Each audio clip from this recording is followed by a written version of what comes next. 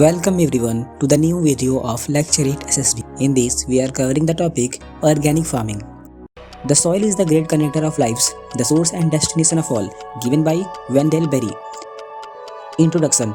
Organic farming is an agricultural method that relies on natural processes, biological diversities, and ecological balance to cultivate crops and rear livestock. It avoids the use of synthetic fertilizers, pesticides, genetically modified organisms, and artificial chemicals. Instead, organic farming promotes sustainable techniques like crop rotation, composting, biological pest control, and natural fertilizers to maintain soil fertility and ecological balance. Key principles of organic farming.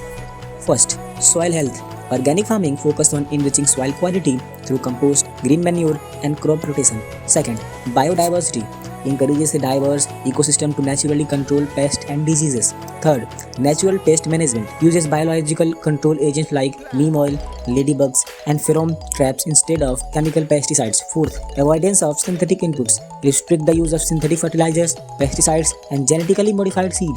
Fifth, animal welfare ensures ethical treatment of livestock with natural feed and open grazing practices. Advantages of organic farming. Health benefits. Organic produce is free from harmful chemicals, making it safer for consumption. Environment sustainability. Reduce soil erosion, conserves water, and maintain ecological balance.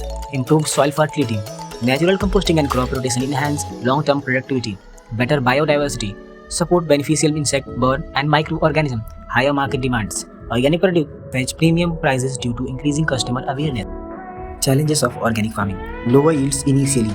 Transition from conventional to organic farming often result in lower crop yields, higher cost. Organic certification, labor-intensive practices, and natural inputs make it costlier. Limited availability of organic inputs. Natural fertilizers and pest control methods are not always easily accessible. Longer growth cycle. Organic crops may take longer to mature compared to conventional farming. Market accessibility. Farmers often struggle to reach consumers willing to pay higher prices for organic farming in India and government initiatives. Paramparagat Krishi Vikas Yojana promotes organic farming through cluster-based cultivation. National Program for Organic Production regulates certification and export of organic produce. Zero budget natural farming encourages chemical-free farming with minimal investment. It's a fact that Sikkim became the first Indian state to adopt 100% organic farming in 2016.